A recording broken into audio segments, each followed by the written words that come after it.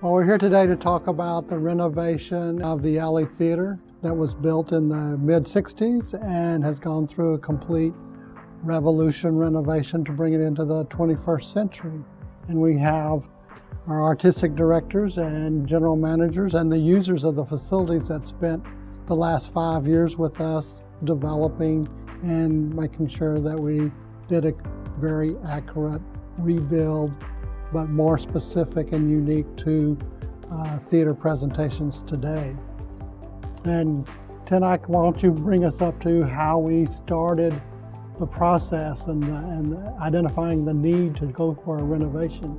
The need to renovate the alley, I subsequently came to learn, has been long-standing. There were a number of problems with the room that existed. Loading in, getting rid of the columns, making the space more flexible, making the space usable for 21st century theater making was part of it, and then the other part of it was the relationship between the actor and the audience. And so there's always this need to pull the stage up to see if you could flatten the sight lines for a little more frontal expression. And you were also building as far over the deck to try to get a little more thrust. I think it's surprising, though, the discovery that the bones were actually pretty darn good. Yep. I mean, we thought that the best way to solve this problem would be just to set off some dynamite and blow up the place.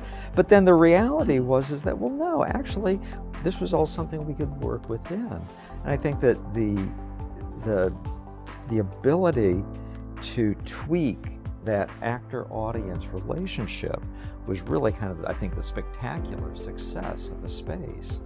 The thing that I would say is the most successful in relationship to this actor-audience relationship concept is the acoustics.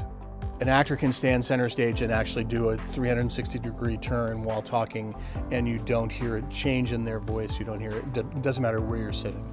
It's really astounding.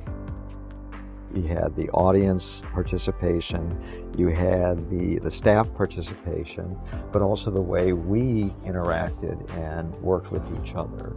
You want to talk a little bit about how that was different for you as architects? Well, that was different for us. I mean, we've done Studio Red, Architects has done quite a few theater facilities, but this is one of the first and the only one at the moment that we actually had the users at the design tables. So one of the first things that was given to us was not only to create better intimacy between audience and performer, better acoustics, better stage setting. The other one was to make sure we designed an architecture that went away. It wasn't about the architecture, it was about the performance on the stage. I mean, y'all were at the table in all the design meetings with all the consultants, and everybody was giving input and taking part, so it was very exciting. We do know this is a very iconic structure for Houston, and having to renovate it but keep the unique character of the alley and keep the patrons happy, as well as making this great space for the artists and staff. That was one of my favorite parts, and especially the Spy Loft. We went round and round to make sure that we did the right thing for the building and respected the existing structure by getting, putting the Spy Loft on top, but the artists could also have a way of modernizing all their shows.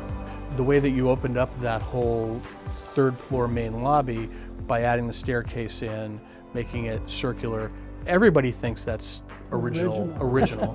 I mean, people who've been subscribers for 20 years going, oh, that staircase has always been there. And it's like, God, no, it's not. And that's a testament to the great, eye that you had to preserving what the nature of the building was and allowing us to do things like expanding the men's room, which were really important to our patrons. And I remember the whole concept of, well, do we or don't we renovate the box office facade? And we decided not to because it's too iconic. It's too much part of the building. But I think that the key to the success was that when I walk through this building today, it looks like this was the way the building was built originally. We know that all those public spaces are reconfigured, but you found a way to reconfigure it within a style that feels seamless. It feels that it's what the architect would have done originally if they had had the space. They didn't have the space, and our needs have changed. But I think that you really found a way to make that happen seamlessly and effortless.